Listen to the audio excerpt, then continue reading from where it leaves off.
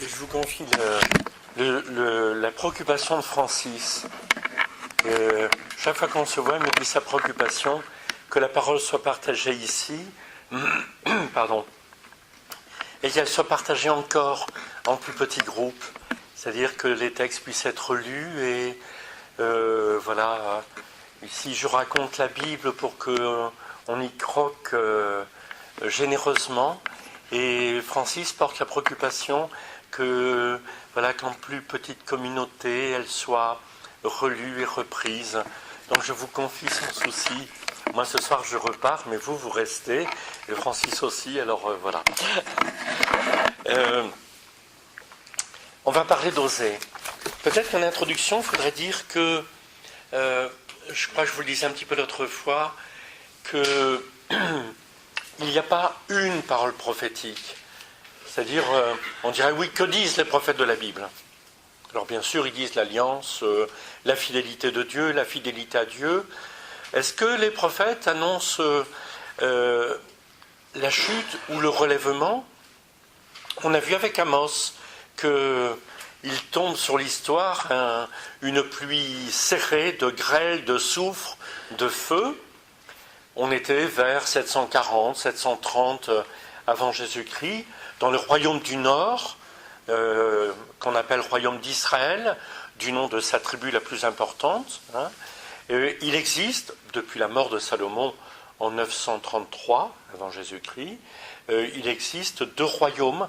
Donc le royaume du Nord s'appelle royaume d'Israël, comme si le fait de s'être scindé de Jérusalem les rendait un peu orphelins. La capitale a erré. Ça a été Tirsa, ça a été je ne sais plus quel autre, avant d'arriver à Samarie. Intéressant, un royaume qui cherche sa capitale.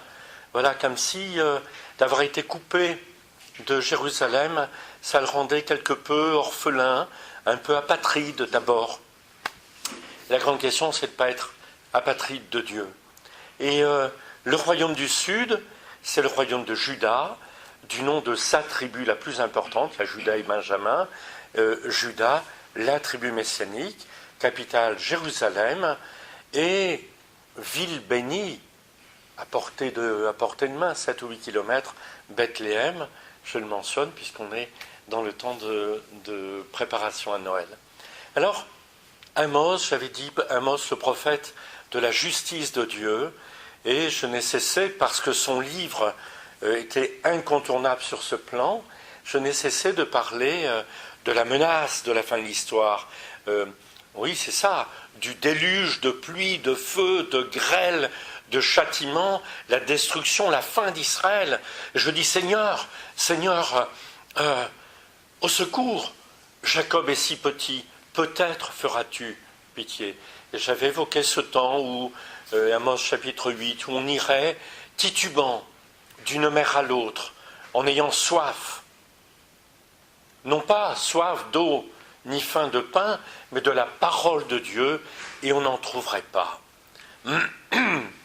Donc, un 8e siècle, 740, 730, 700, admettons 740, 720, je vous disais pendant les 40 glorieuses, Jéroboam II, à ne pas confondre avec la bouteille de champagne, qui s'est peut-être inspiré de ces 40 années d'opulence, je ne sais pas.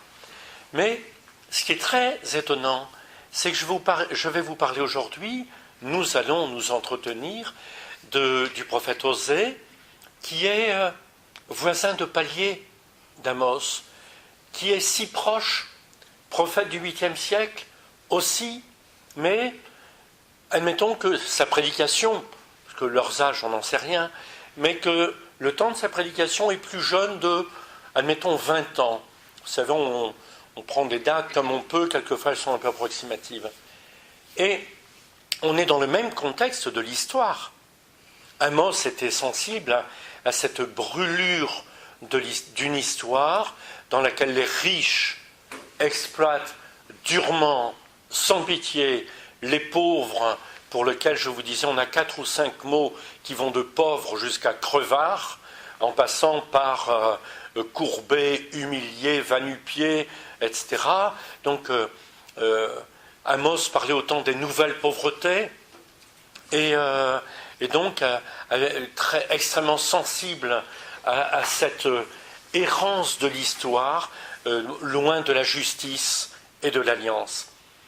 Osée, donc, je disais voisins de palier, on peut le dire au moins pour souvenir, qui sont proches dans l'histoire, proches dans le lieu de leur prédication. Je vais y revenir après. Reste que le titre que j'aime donner à Osée, c'est Osée, prophète de la tendresse de Dieu. On pourrait presque prendre la chanson de Vigneault. Mon cher Osée, c'est à ton tour de te laisser parler d'amour. Le temps que l'on passe à dire je t'aime, c'est le temps qui reste, etc. Donc, Osée, prophète de la tendresse de Dieu, il ne parle que d'amour, de tendresse, il est bouleversé d'amour et bouleversant. Bien sûr, sur ces 14 chapitres, je crois, il y a un chat qui est venu, et puis qui, je ne sais pas, c'est peut-être une contagion par l'amitié avec... Donc, c'est une... Osée, donc, aura dans ces 14 chapitres des moments rudes, des prophéties rudes. Il verra aussi, il dénoncera cette chute de l'histoire. Mais c'est l'amour qui prévaut. Et j'en reparlerai, parce que c'est anormal. Et c'est anormal, cette anormal nous parle justement éminemment de ce qui est anormal en Dieu, anormal par rapport à notre normalité, par rapport à notre normalité, où Dieu peut-être est un Dieu du jugement, un Dieu qui guette, un Dieu qui cherche le faux pas, et toutes les images dont Maurice Bellet, un prêtre en même temps psychanalyste, a parlé dans un de ses premiers livres, il en a fait beaucoup d'autres après, intitulé Le Dieu pervers. Toutes ces images très lourdes, très chargées de Dieu, contactent tellement à notre image que c'est un très triste cire qui est toujours avec le gourdin derrière la porte. Et après, il suffit de faire un pas pour sauter dans le vide, et on le fait généreusement en disant que le Dieu de l'Ancien Testament a tous les défauts du monde, etc. Osée ne nous permet pas ce genre de raccourci coupable. Osée va nous parler de la tendresse de Dieu. Et je vais vous expliquer comment, parce que ça revient comme thématique dans son livre, mais ça revient aussi littérairement. Et littérairement, il y a une sorte d'incrustation répétée, y compris au moment où on ne l'attendrait pas. Mais j'y reviendrai. Donc, Amos, le prophète de la tendresse de Dieu. Pourtant, Amos parle pendant les 40 années d'opulence de Jéroboam II, et tout à fait au nord, les Assyriens sont relativement calmes, mais le malheur assyrien est en train de se lever. Les Assyriens, sur la carte, c'est un noyau d'abricot qui devient un noyau de pêche, et puis qui ensuite mange le Proche-Orient. Et à mesure que l'expansion des Assyriens se fait, eh bien, ce qui sépare le royaume du Nord, le royaume d'Israël, de ce très puissant Assyrien, c'est un tout petit bouclier humain de petits peuples. Bon, il y a un royaume d'Aram, un petit royaume de Syrie, etc. Mais ces royaumes-là partent en fumée, et on a les énoncés des villes qui sautent comme des bouchons, Kalna, etc. Voilà, tout ce nord est en train de partir. C'est le Liban actuel pratiquement, et on voit aujourd'hui quand une ville comme en Syrie est prise, on voit l'expansion du malheur. Et quand Osée parle, lui, il y a une catastrophe, une hécatombe de rois. Je ne l'ai pas repris parce que vous les trouverez à la dernière page de vos Bibles, etc., ou dans une introduction. Je n'ai pas repris l'énumération de tous ces rois qui se succèdent. Un tel succède à tel autre, il régna 2 ans. Mais le chef de ses armées l'a trucidé, a pris sa place, il a régné 6 mois. Alors, c'est à celui qui régnera le moins, et je crois que le pire, c'est quelques jours. Donc, Osée est témoin de cette hécatombe politique. Et pourtant, c'est un prophète de la tendresse de Dieu, qui dénonce beaucoup de choses. Mais voilà, je vous fais un peu saliver sur la façon dont il va nous parler de cet amour de Dieu d'une façon inattendue, puisqu'il a tout pour dire, comme Amos, votre histoire, elle est foutue. Vous avez laissé se perdre l'alliance. Vous n'avez qu'un amour qui est multiple, ce sont les Baals. Les Baals, vous vous souvenez, ce sont ces dieux de la fertilité de tout. Donc des humains, du sol, des animaux.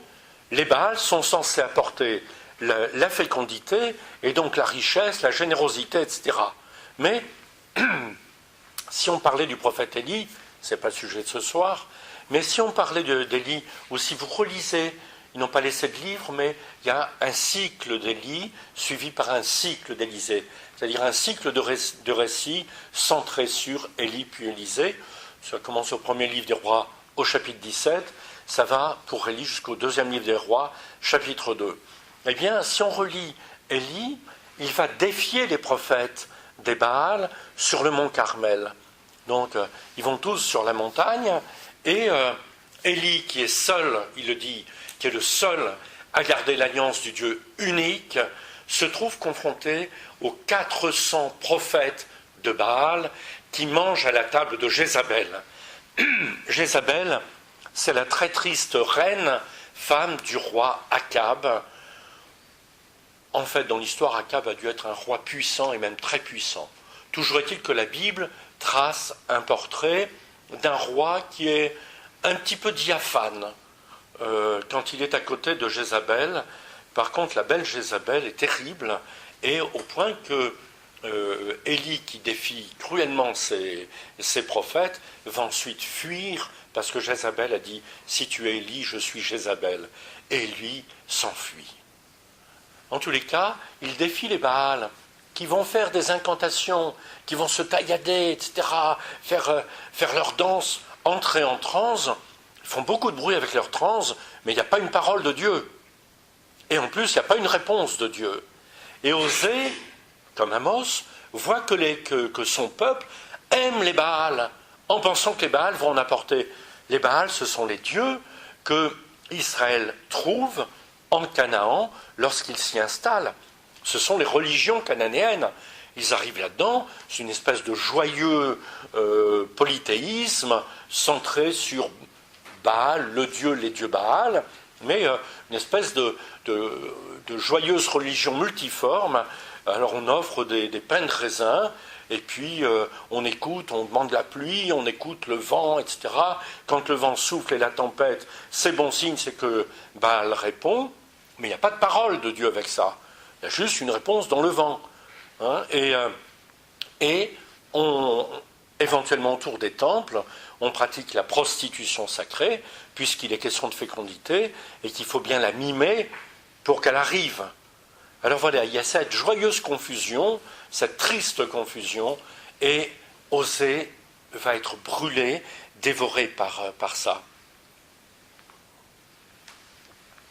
Amos était, on s'en souvient, berger et pinceur de sycomore. Il est originaire de où?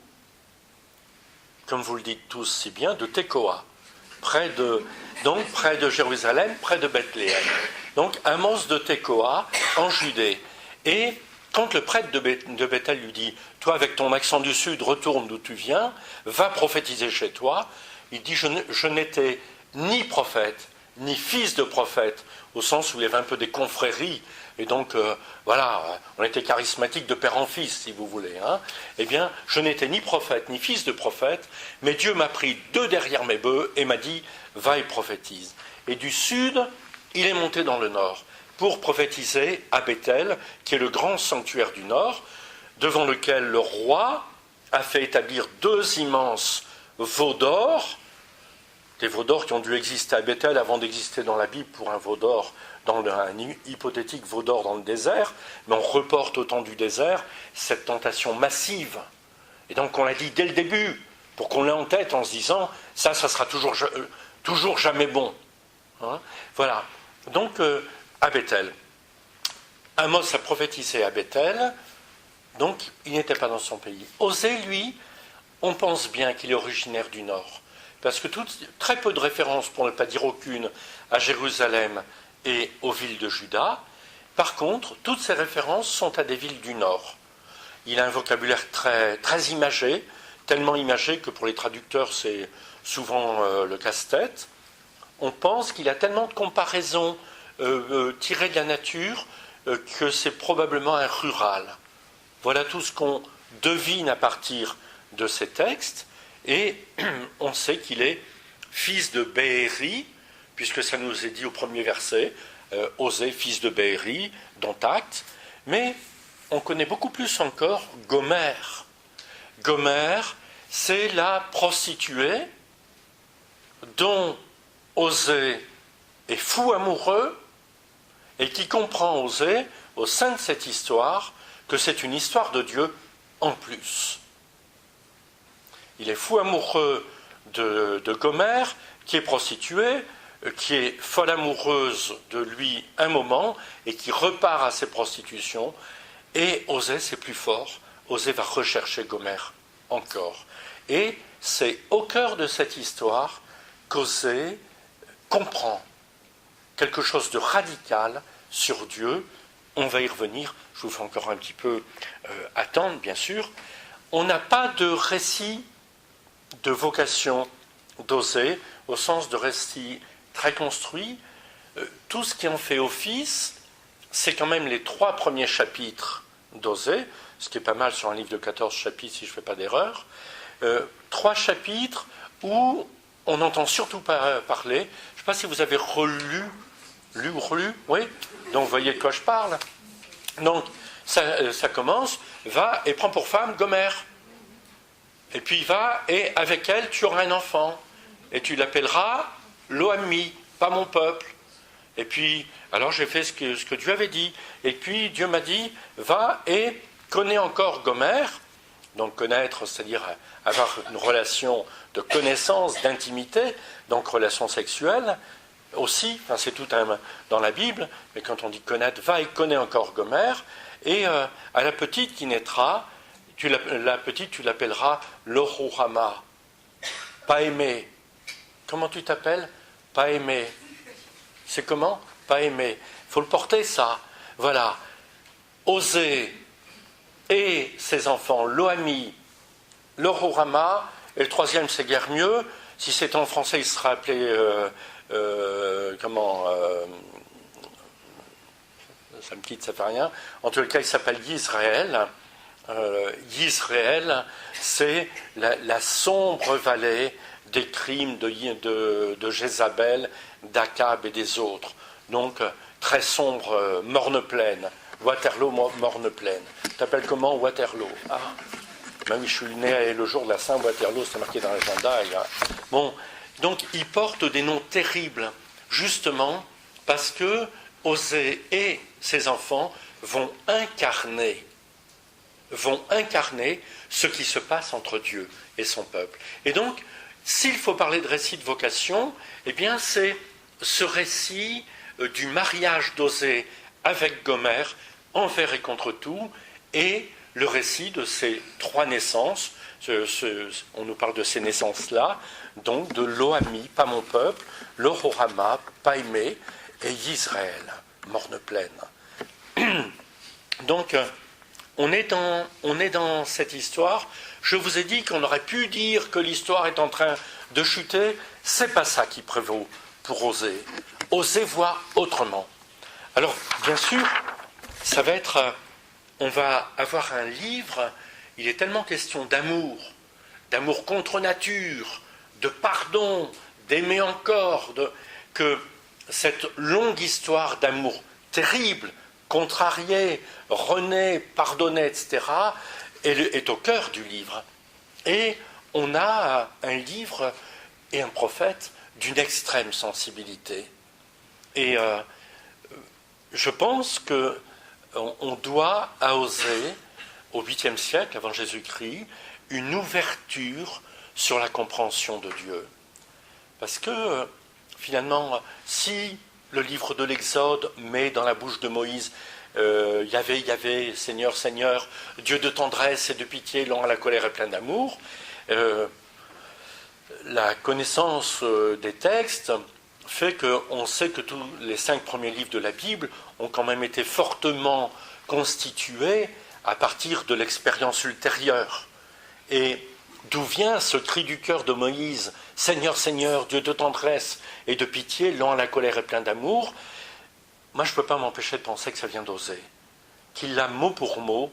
Et là, Osée, on sait quand il vit, on connaît presque Gomère, on n'a pas retrouvé les photos, mais il s'en est fallu de peu. Donc là, on a vraiment cette parole dans son milieu d'éclosion vraiment natif. Vous voyez, ça ne vous choque pas que je dise que pour l'Exode, c'est une sorte de rétro-projection. Hein, voilà.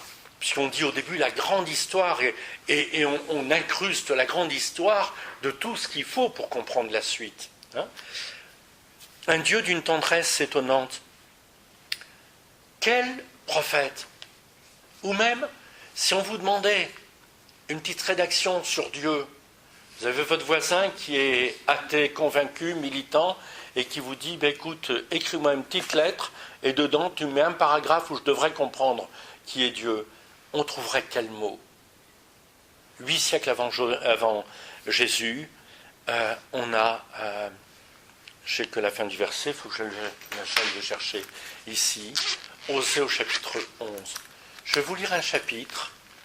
Normalement, vous pouvez le brandir devant toute personne qui vous dit que le Dieu de l'Ancien Testament est jaloux, guerrier, caractériel, insupportable. Vous prenez, vous découpillez immédiatement Osée chapitre 11. Et comme ça, les yeux fermés, quelqu'un vous dit ça, vous dites non, Osée chapitre 11. Et la personne, normalement, et vous dites rendez-vous la semaine prochaine parce que j'ai un métro à prendre. Et ça marche normalement, ça marche. Enfin, il faut faire comme si ça marchait. Hein. Le pape a parlé de la joie de l'évangile, elle passe par là aussi. Hein. Alors, enfin là je meuble pour trouver ma page. Hein, mais c'est pas des bêtises quand même. Hein. Alors, voilà. En fait,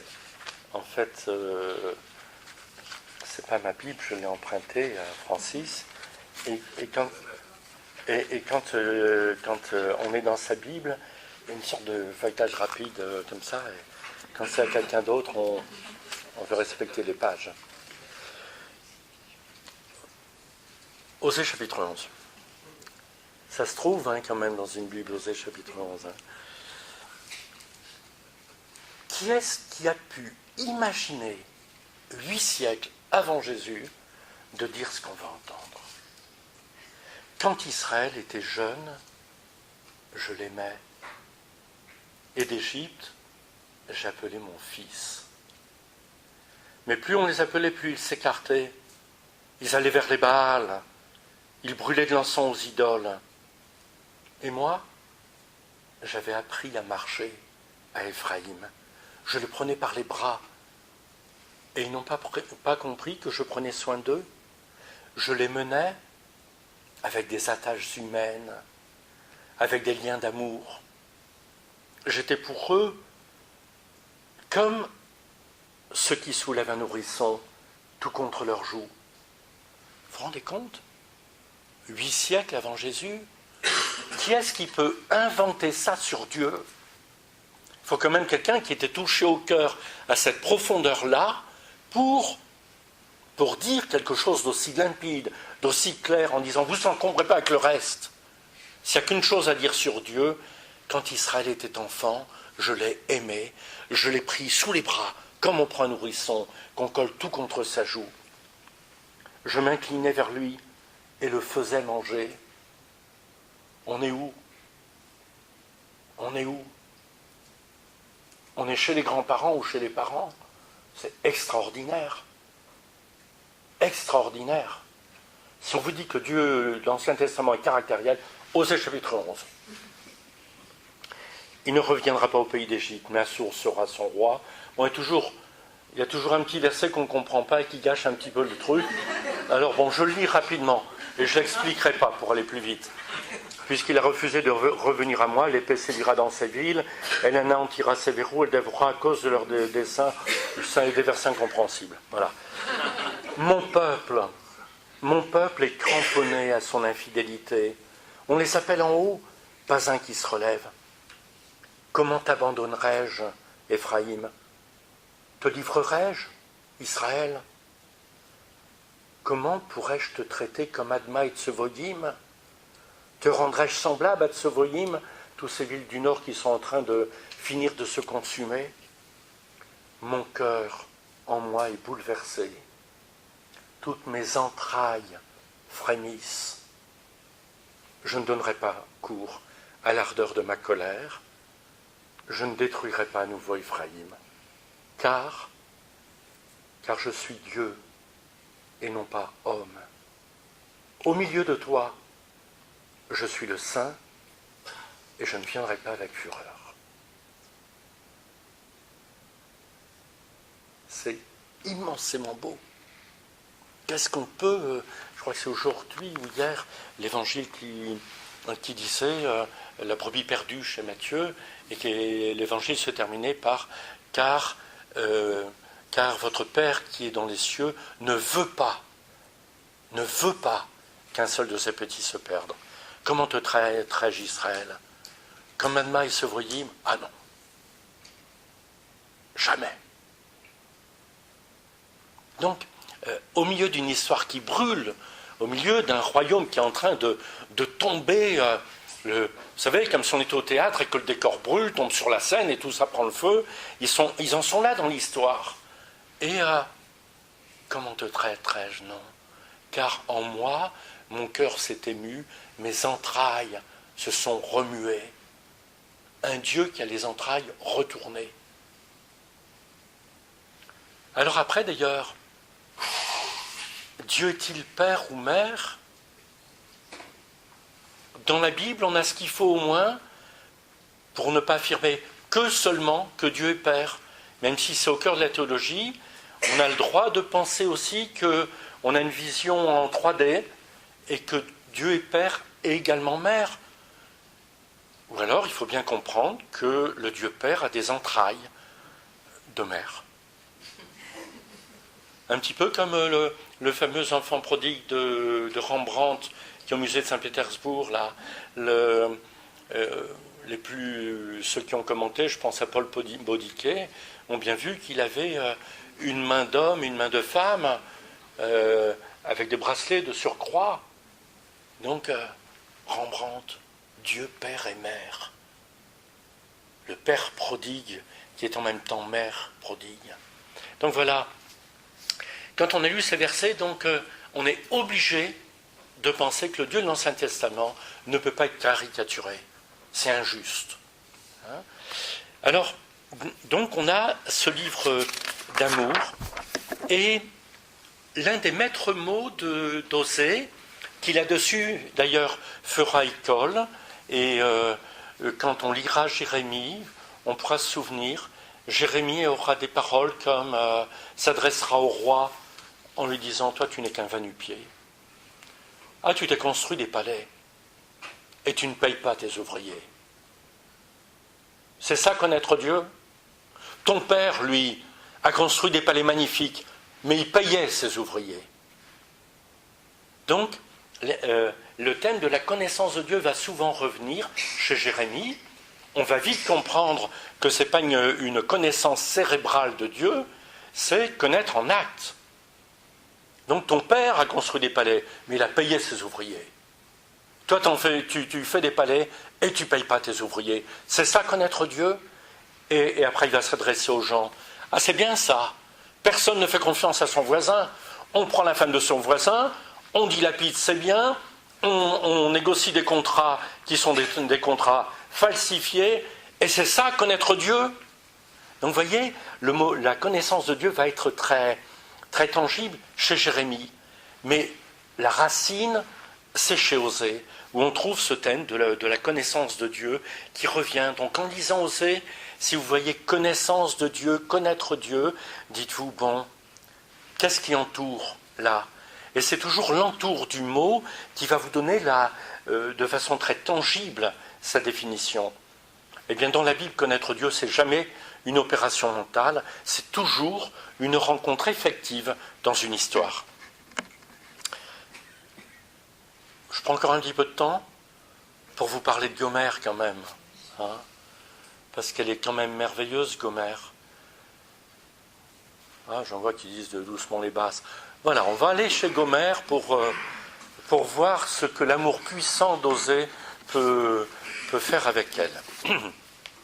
Donc, j'ai envie de dire, donc amoureux de Gomère sur parole de Dieu. Osée était fou d'amour de Gomère,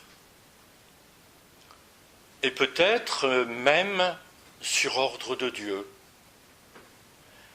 Parce qu'on peut toujours se demander, vous savez, quand la Bible raconte, bien sûr, Dieu me dit fais ça, ou alors on comprend au cœur d'une histoire qu'il y a autre chose qui se dit. Cet amour est sacrement de la rencontre entre Dieu et son peuple.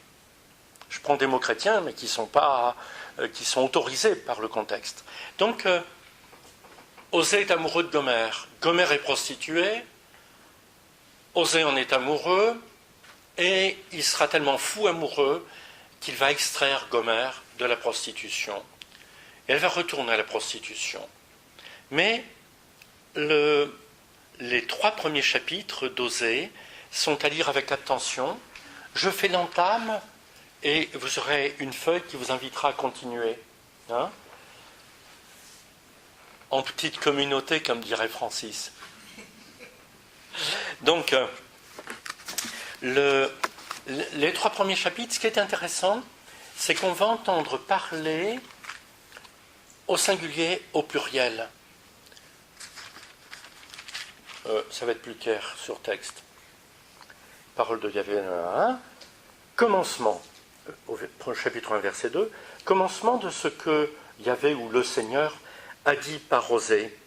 Le Seigneur dit à Osée, donc première parole, ouverture de rideau, le Seigneur dit à Osée, va, prends une femme se livrant à la prostitution et des enfants de prostitution, car le pays ne fait que se prostituer en se détournant du Seigneur. Alors, qu'est-ce que c'est un pays qui se prostitue en se détournant du Seigneur? Ça va s'éclairer petit à petit. Il alla donc prendre Gomère, fille de Divlaïm, qui conçut et lui enfanta un fils. Le Seigneur lui dit, appelle-le du nom de Israël, car encore un peu de temps, et je châtierai la maison de Jéhu pour le sang versé à Israël, et je mettrai fin à la royauté de la maison d'Israël. Il adviendra en ce jour-là que je briserai l'arc d'Israël dans la vallée de Yisraël. Donc, le prophète va assumer avec sa femme et ses enfants le destin, la relation et sa rupture entre Dieu et le peuple, entre le peuple et Dieu. Mais je fais un petit arrêt sur image. On a déjà entendu Dieu parler, le Seigneur parler 2 ou 3 fois. Le Seigneur me dit, le Seigneur dit à Osée, arrêt sur image dans l'arrêt sur image. Le Seigneur dit à Osée, on parle d'Osée, c'est un récit en quelque sorte biographique. Je vous raconte l'histoire d'Osée. Osée, il. Et au chapitre 3, on aura, alors le Seigneur me dit. Donc on aura un récit, au chapitre 3, un récit autobiographique. Ça sera important pour la compréhension du texte. Donc, récit biographique. Le Seigneur lui dit de prendre femme. J'allais, je pris femme, car le pays ne fait que se prostituer. Va prendre femme, une prostituée, car le pays se prostitue. J'allais, je pris une femme prostituée, car le pays se prostitue. On est dans le début d'une structure littéraire, ternaire, qu'on va retrouver.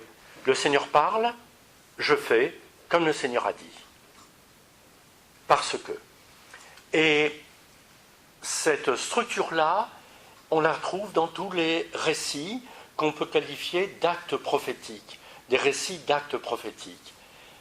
Petit arrêt sur image là encore, qu'est-ce que c'est un acte prophétique? La plupart du temps, c'est quand la parole va dans un mur. La parole du prophète n'est plus du tout écoutée, c'est l'échec total de la parole. Alors, mais chacun en a fait l'expérience dans l'éducation avec les enfants. Quand on ne peut plus parler, bon, ben d'accord, on ne se parle plus. Ah oui, mais d'accord, mais tu peux me parler quand même. Donc, il y a un moment où la rupture de parole va se déplacer simplement aux gestes, aux actes. Et alors on dit, oui, mais ça veut dire quoi ça? Exemple, Jérémie entend le Seigneur qui lui dit, Jérémie, va t'acheter une ceinture. Et j'allais et j'achetais une ceinture de lin. Une ceinture comme ça, on n'en a plus jamais vu d'aussi belle dans l'histoire de l'humanité. Mets-la à tes reins, je l'ai mis à mes reins. Et le Seigneur me dit, enlève la ceinture. J'ai enlevé la ceinture. Il me dit, va mettre la ceinture dans le creux du rocher, au fond du torrent. Je suis allé mettre la ceinture de lin fin que j'avais portée au rein dans le creux. Voilà. Et il me dit, oubliez la ceinture. Alors je suis parti, puis j'ai oublié la ceinture. Et alors le Seigneur est revenu et m'a dit, Jérémie, va rechercher la ceinture. Et je suis allé, elle était toute pourrie. Et le Seigneur me dit exactement, parce que la relation entre mon peuple et moi, elle est pourrie comme ça. Et tu leur diras. Donc vous voyez, l'acte prophétique. Isaïe, chapitre 20, je crois, se promène dans Jérusalem, on peut considérer que c'est un notable, il avait accès au roi, donc si vous voulez, c'était plus que le curé de la cathédrale, et voilà, accès au roi. Hein. Et on nous dit, chapitre 20, que alors Jérémie, pendant 3 ans, est allé nu et déchaud dans la ville. Alors, la pire interprétation, c'est de penser qu'il était nu comme un ver, parce qu'il y a quand même des hivers à Jérusalem, hein. Et interprétation plus faible, il n'a pas le manteau prophétique. On fera comme on veut, toujours est-il qu'il est singulièrement dépouillé et pieds nus. Et il ne parle pas. On lui dit, mais c'est pourquoi ça? Mais c'est parce que c'est ça votre histoire. Ézéchiel perd sa femme, c'est le joyau de ses yeux. Et le Seigneur lui dit, ne pleure pas ta femme. Alors Ézéchiel ne pleure pas sa femme. Pourquoi? Parce qu'il y a beaucoup plus à pleurer. Il y a une histoire qui est en train de sombrer complètement. C'est le pays tout entier. Ce n'est pas que la vie d'Ézéchiel qui est en train de sombrer, c'est le pays tout entier. Ézéchiel est réveillé la nuit une seconde fois. Va, prépare-toi un petit baluchon de déporté. Et je préparais mon petit baluchon de déporté. Jette-le sur tes épaules comme font les déportés. Je l'ai jeté sur mes épaules comme font les déportés. Et là maintenant, la nuit, tu vas sortir par le trou dans la muraille. Et je sortis. On me dit, Ézéchiel, qu'est-ce qui se passe? Tu es fou? Et je dis, c'est parce que c'est ce que nous allons tous faire dans peu de jours. Donc, vous voyez, le geste qui est une parole. En ce sens-là, alors on parle d'actes prophétiques. En ce sens-là, ce ne sont pas des actes moraux qu'on devrait reproduire, c'est unique dans l'histoire de l'humanité. Mais c'est une parole en cet instant précis de l'histoire. Une parole tellement forte que justement, elle est racontée après, donc on a des récits. Premièrement, le Seigneur dit, fais cela, car, deuxième élément, je fis cela, sous-entendu, car. Éventuellement, alors les gens me dirent pourquoi, et je leur dis parce que le Seigneur a dit. Et très éventuellement, on l'a chez Jérémie une fois, eh bien tu mettras par écrit. Donc vous voyez, on appelle ça un acte prophétique. En lisant Osée, souvenez-vous de ça. Et souvenez-vous, quand Francis nous rappelait qu'on a été baptisé prêtre, prophète et roi, que sous d'autres modalités, ça peut nous arriver aussi. C'est même appelé à nous arriver que le Verbe devienne chair en nous pour justement être signifié pour les autres. Et donc, voilà, car, et puis ensuite, c'est l'autre, tu l'appelleras l'Ororama, car désormais, je n'aurai plus pitié de la maison d'Israël. Puis après l'autre, tu l'appelleras l'Oami, car vous n'êtes plus mon peuple. Donc oser le v'là flanquer d'une femme prostituée qui ne demande qu'à repartir, et puis de 3 gamins qui portent des noms pas possibles, pas mon peuple, pas aimé, Waterloo, Israël. Donc vous voyez, sa vie tout entière est une parole de Dieu. Puis on arrive au chapitre 2. Le nombre des enfants d'Israël sera comme le sable de la mer. Qu'est-ce qu'on vient de dire? Je n'existe plus pour vous. Le nombre des enfants d'Israël sera comme le sable de la mer qu'on ne peut ni mesurer ni compter. Au lieu même où on leur disait « vous n'êtes pas mon peuple », on leur dira « fils du Dieu vivant ». Les enfants de Juda et les enfants d'Israël se réuniront, ils se donneront un chef unique, déborderont hors du pays, car il sera grand le jour de Israël. Dites à vos frères « mon peuple » et à vos sœurs « celles dont on a pitié ». Donc vous voyez, une sorte de retournement, je vais bien tarder ici, une sorte de retournement violent.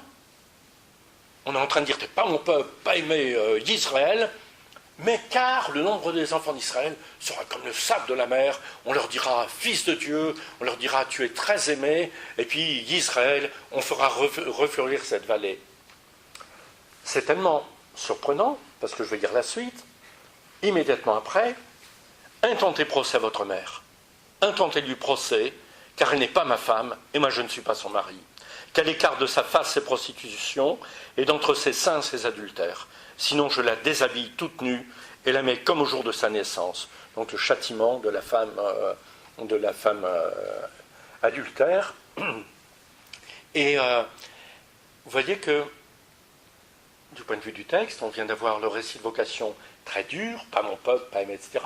Car les enfants d'Israël seront comme le sable de la mer, et puis on leur dira fils de Dieu, Israël refleurira, intentez procès à votre mère. Vous voyez qu'il y a un hiatus. Et donc, il y a un hiatus qui est important pour nous. Dieu, alors, il punit ou il punit pas? C'est pas mon peuple ou c'est mon peuple? Donc, vous voyez, il y a une question théologique profonde. Et du coup, dans la toute première traduction de la Bible de Jérusalem en 1956, les savants exégètes de l'école biblique ont dit, là il y a un problème. Bien sûr, parce que nous aussi on le voit le problème. Donc, il y a un problème, ça doit être une erreur de copiste, et en fait, ces versets-là, vous allez voir, on va les mettre plus loin, et là ça va retomber pile poil. Et donc, on les transportait à la fin du chapitre 2, puisque on a au verset 25, je la sèmerai dans le pays, j'aurai pitié de l'eau Rama, je dirai à Lo-Ammi, tu es mon peuple, et lui dira, mon Dieu. Et les savants de l'école biblique ont dit, on va quand même réparer un peu ce que le copiste a mal fait, on va le remettre à sa place, ça va à peu près bien, regardons, on ne voit même pas le raccord. Ils avaient raison. Puis après, on continue à travailler les textes. Et aujourd'hui, j'ai la conviction qu'il ne faut surtout rien bouger à ce qu'on vient de dire, c'est-à-dire avoir un chaud et froid dans le texte. Un chaud et froid, donc, premier chapitre, je ne rappelle plus que c'est assez sombre, tout à coup une embellie, et tout à coup intenter un procès. Alors, je vais m'attarder un tout petit peu au procès. J'ai encore quelques minutes. Donc, intenter le procès, etc. Et je le mettrai nue comme au jour de sa naissance. Je la rendrai pareille au désert. Je la réduirai, la femme, en terre aride. Je la ferai mourir de soif, et de ses enfants je n'aurai pas pitié, car ce sont des enfants de prostitution. On vient d'avoir deux métaphores ou deux comparaisons qui ne conviennent pas bien, sauf à penser très poétiquement avec la femme. Autant on peut dire qu'elle mourra de soif et qu'on lui prend les enfants, la mettre comme le désert et comme une terre aride, c'est quand même une métaphore un peu dissonante. Dont acte, j'enregistre.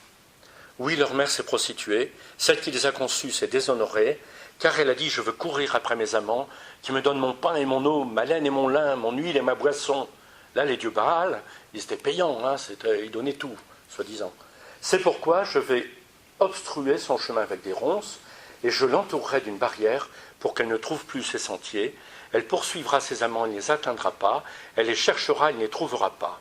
Alors elle dira « Je veux retourner vers mon premier mari, car j'étais plus heureuse alors que maintenant. » Elle n'a pas reconnu que c'est moi qui lui donnais le froment, le vin nouveau, l'huile fraîche, qui lui prodiguais cet argent et cet or qu'ils ont employés pour Baal. Donc, on a doucement un glissement entre la femme et le désert et la terre. On va voir après ce même glissement, vous relirez plus en détail, entre les enfants et le peuple d'Israël. Donc, ces chapitres-là, il faut les lire en se disant, donc c'est d'abord un ordre de Dieu, car donc il a fait, un autre ordre de Dieu, car et donc il l'a fait, acte symbolique, acte prophétique, mais en plus, puisque c'est symbolique, ce qui arrive à Osée et Gomer, regardez bien, ça arrive pareil à Dieu et son peuple. Dieu et son peuple et la terre d'Israël. Donc, le Osée est significatif du rôle de Dieu, Gomer est significatif du peuple d'Israël et de la terre d'Israël, et les enfants significatifs du peuple d'Israël. Donc, tout se joue sur un plan symbolique, et c'est ce qui fait que les comparaisons vont aller, de temps en temps, on se dit, mais on parle de la terre ou de la femme? Justement, parce que quand on parle de la femme, on parle aussi de la terre d'Israël. Quand on parle des enfants, on parle aussi des enfants d'Israël. Je suis assez clair?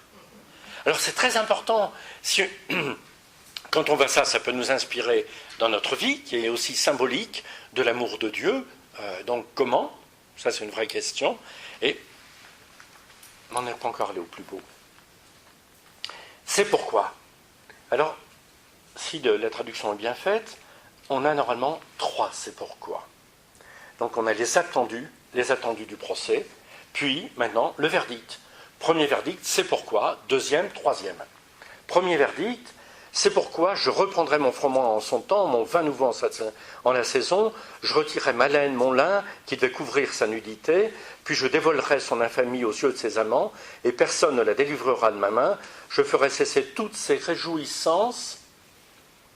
Ça peut aller pour la femme, ça irait bien pour le peuple, avec ses fêtes, ses festivités, ses fêtes à Baal et compagnie, ses fêtes, ses néoménies, les nouvelles lunes. Donc on est bien dans le calendrier des fêtes d'Israël, c'est sabbat. Donc vous voyez le glissement qui s'opère entre les deux. Et toutes ces solennités. On ne parle pas de la femme. La femme, on peut faire des solennités en famille, mais enfin, femme et solennité, ce n'est pas directement relié. Je dévasterai sa vigne et son figuier. On parle de la terre d'Israël. Et la vigne et le figuier, c'est le produit par excellence, dont elle disait, ils sont le salaire que m'ont donné mes amants. J'en ferai un allié, et la bête sauvage les dévorera.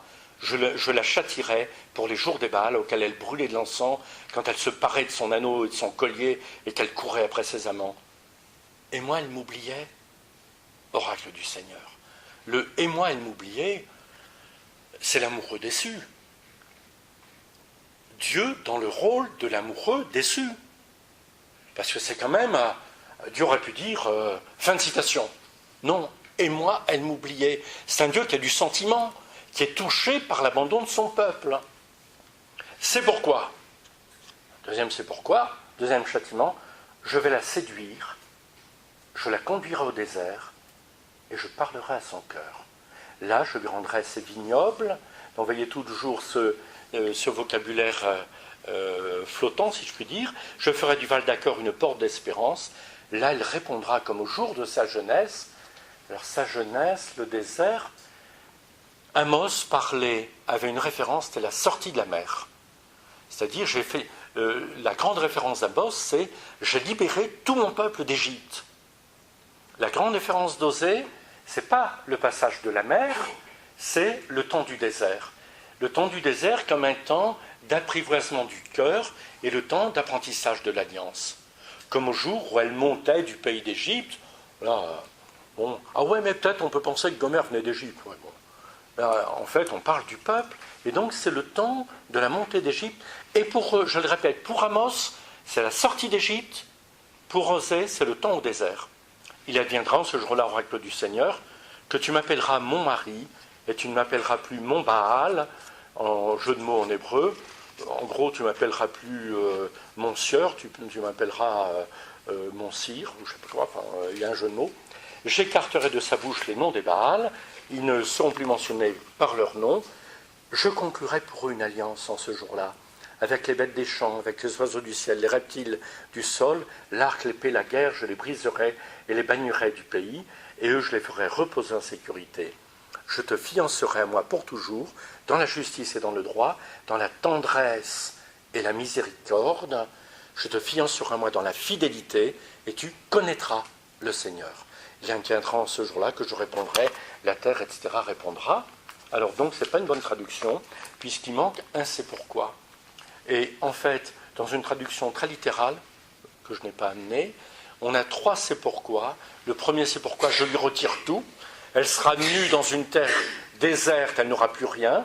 Le deuxième, châtiment identique. Et le troisième, où on attend le coup de grâce, eh bien on a le coup de grâce. Vous voyez la nuance. Et ça, c'est formidable. Là, on est exactement à l'épicentre de la pensée d'Osée et de l'expérience d'Osée. C'est-à-dire, on attend, c'est pourquoi, ça va être tonitruant. Deuxième, c'est pourquoi. C'est tonitruant. Le troisième, il va la fracasser sur le rocher, c'est pas possible. C'est pourquoi je la conduirai au désert, je parlerai à son cœur. Et là, on refera l'alliance du début. Hein, je me fiancerai. Il faut le faire quand même, parce que Gomer, elle a quelques kilomètres de prostitution au compteur quand même. Enfin, c'est pas comme ça que ça se dit, mais... Donc, là, il est en train de reprendre l'histoire d'avant l'histoire très initiale. Alors, du coup, je vais à peu près conclure. Je crois que là, on a le cristal de compréhension du livre d'Osée. Dans ces 3 c'est pourquoi qui vont de pire en pire et qui se terminent sur la grâce, à la place du coup de grâce, le coup de grâce, on a cette intuition profonde d'Osée qui peut lui permettre de reprendre Gomer et qui lui fait intuitionner, si vous permettez le mot, qui lui fait intuitionner le pardon chez Dieu. Seigneur, Seigneur, Dieu de tendresse, lent à la colère et plein d'amour. Et donc, les savants de l'école biblique ont peut-être manqué ce coup-là, mais quand on voit qu'il y a un tel lapsus de pardon en plein milieu, eh bien on peut dire que c'est dans le style d'Osée, de dire c'est la catastrophe, c'est pourquoi ils s'appelleront les fils d'Israël, ça sera l'amour initial, ils s'appelleront mon peuple, ils s'appelleront aimés de grande tendresse, Israël va refleurir, intentez un procès à votre mère. Et c'est pourquoi je l'aimerai encore, on reprendra l'histoire depuis le début, on fera une alliance, et c'est cette alliance qui gagnera. Donc voilà le livre d'Osée. Alors, simplement on peut évoquer le 3e chapitre. C'est une dernière chose peut-être. Le 3e chapitre va être tout ce qui a été dit en récit biographique à la 3e personne vient à la 1re personne. Et comme on dit, va aimer une femme qui se livre aux prostitutions. Grande question des exégètes et des historiens. Alors finalement, il a vécu plusieurs expériences de même type avec des femmes différentes ou pas. Et aujourd'hui, la pensée commune, puisque je la partage, c'est qu'il n'y en a qu'une de femme. Mais le premier récit, j'invente pas, j'ai pris chez quelqu'un, le premier récit, c'est biographique, et comme le chapitre 3 est autobiographique, eh bien on a le même récit autrement. Le premier récit fait ceci, car Dieu et le peuple, voilà. C'est théologique, l'explication. Le 3e chapitre, c'est biographique, va prendre une femme qui se livre à ses prostitutions, car, et tu lui pardonneras, car, je simplifie le texte, car je pardonne à mon peuple. On passe du théologique au théologal. Tu vois, tu vivras ça parce que Dieu le vit. Donc c'est plus question d'expliquer aux autres, mais toi tu le vivras parce que on passe du théologique, on parle de Dieu, au théologal, on vit cette expérience de Dieu qui n'est plus objet de parole, mais d'abord d'expérience et de vie. Alors je crois que voilà, c'est toute ça qu'il faut lire dans Osée, chez qui vous ne manquerez pas le chapitre 6, verset 6, bien sûr, qui vous a déjà marqué, car c'est la miséricorde que je veux et non les sacrifices. Et c'est un verset qui est cité 2 fois par Matthieu dans son évangile, une fois au chapitre 9, une fois au chapitre 12. Allez donc lire. Et après, mais vous n'arrivez pas à comprendre ce verset ? C'est la miséricorde que je veux et non les sacrifices. Voilà, il nous parle d'amour, de chesed, c'est-à-dire de tendresse, fidélité, justice, bonté. C'est ce que je vous souhaite pour le temps de Noël.